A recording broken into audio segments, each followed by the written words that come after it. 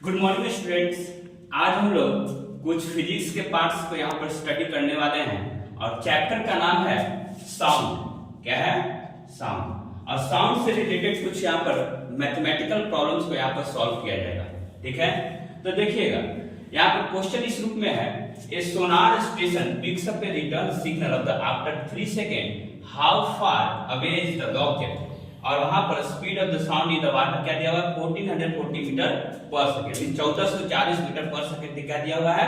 Speed of sound. देखिएगा एक यहाँ पर नाम दिया गया है सोनार स्टेशन। इस कहने का मतलब सोनार एक ऐसा डिवाइस होता है जो आपको जो है किसी भी ऑब्जेक्ट के डीपनेस के लेंथ को जो है मेजर करने का जो है कोशिश करता है। इस कहने का मतलब कोई ऑब्जेक्ट अगर पानी में जैसा कि हम लोग जहाज पर काम करते हैं तो वहां पर आपको पता चलेगा कि अगर कोई ऑब्जेक्ट नीचे अगर समुद्र के नीचे अगर आपको है तो उसका डिस्टेंस कितना है आपके ऊपर वाले तल से, तो उसको डिस्टेंस को मेजर करता है कौन? सोनार। तो सोनार एक डिवाइस है। तो ऐसे ही जो है जो सोनार स्टेशन होता है वहां से कंट्रोलिंग होता है कि कितने डिस्टेंस पर ऑब्जेक्ट हैं।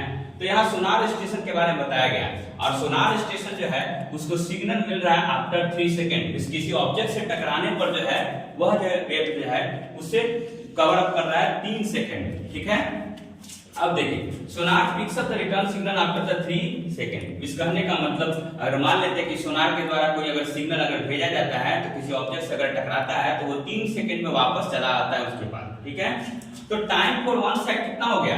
अगर मान लेते हैं कि अगर यहाँ से सिग्नल भेजा जा रहा है, यहाँ पर एक ऑब्जेक्ट है तो यहाँ से ये दूरी और ये मिलाने के बाद टोटल कितना बता रहा है? 3 सेकेंड। तो इसका अगर हाफ करते हैं दूरी तो कितना हो जाएगा?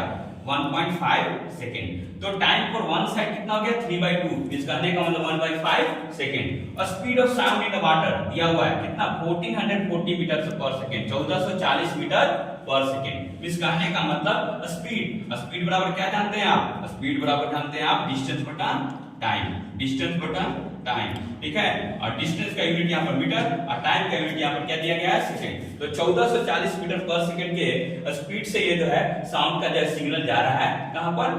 समुद्र में। ठीक है, and the distance of the object be D meter. अगर मान लेते हैं ये जो दूरी है इसको हम लोग मानते हैं क्या? डी।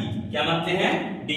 सो स्पीड मालूम है, डिस्टेंस मालूम है, तो आप जानते हैं क्या? स्पीड बराबर डिस्टेंस बटा टाइम। तो डिस्टेंस बराबर क्या हो जाएगा? Speed into time. स्पीड आपको 1440 मीटर पर सेकंड है और टाइम आपके पास 1.5 सेकंड है। इसको अगर मल्टीप्लाई करते हैं तो कितना आ जाएगा? 2160 मीटर। ठीक है, तो इस तरीके से आपको मालूम चल गया कि यहाँ पर क्या निकालना था? दूरी निकालना था। How far away. इस कहने का मतलब ऑब्जेक्ट का दूरी सोनार डिवाइस से। ठीक है, ऑब्जेक्ट का दूरी सोनार डिवाइस से। तो इस तरीके से डिस्टेंस कितना हो गया? 2160 मीटर। एक और क्वेश्चन देखिएगा। Audible rate of the frequency of an average human ear is from 20 Hz to 20 kHz। जैसा कि हम जानते हैं हम मनुष्यों की जो है फ्रीक्वेंसी की जो सीमा होती है 20 हर्ट्ज से लेकर 20 किलो हर्ट्ज तक। ठीक है, तो कैलकुलेट द कॉरस्पॉन्डिंग वेवलेंथ। ठीक है, तो यहाँ पर वेवलेंथ को आपको कैलकुलेट करना है। वहीं पर आपको speed of the sound is दिया हुआ है 344 मीटर पर सेकेंड। ठीक है, यहाँ पर स्पीड ऑफ साउंड दिया गया है, आपको फ्रीक्वेंसी दिया गया है, एफ के रूप में आपको फ्रीक्वेंसी यहाँ पर दे दिया गया है और आपको वेवलेंथ निकालना है। फ्रीक्वेंसी को हम लोग नोट करते हैं इस तरीके से। एफ क्या होता है? एफ रिप्रेजेंट किसको करता है? फ्रीक्वेंसी को। ठीक है, उसी तरह लेम्डा क्या रिप्रेजेंट करता है?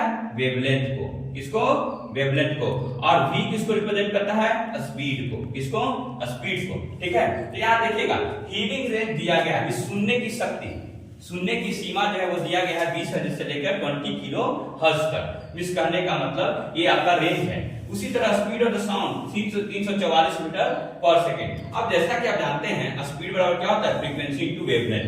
स्पीड और फ्रीक्वेंसी इनटू वेवलेंथ। तो स्पीड v बराबर क्या हो जाएगा? f into lambda. अब देखिए आपको क्या मालूम है? v मालूम है और f मालूम है, आपको लेम्डा का रेंज निकालना है। ठीक है, क्या देखिएगा पहला पार्ट के लिए जहां पर 20 किलो हर्ट्ज 20 हर्ट्ज है तो उसके लिए क्या होगा? तो पहला जब फ्रीक्वेंसी 20 हर्ट्ज होगा तो लेम्डा क्या होगा? Lambda is equal to v by f। Lambda is equal to क्या हो जाता है? v by f।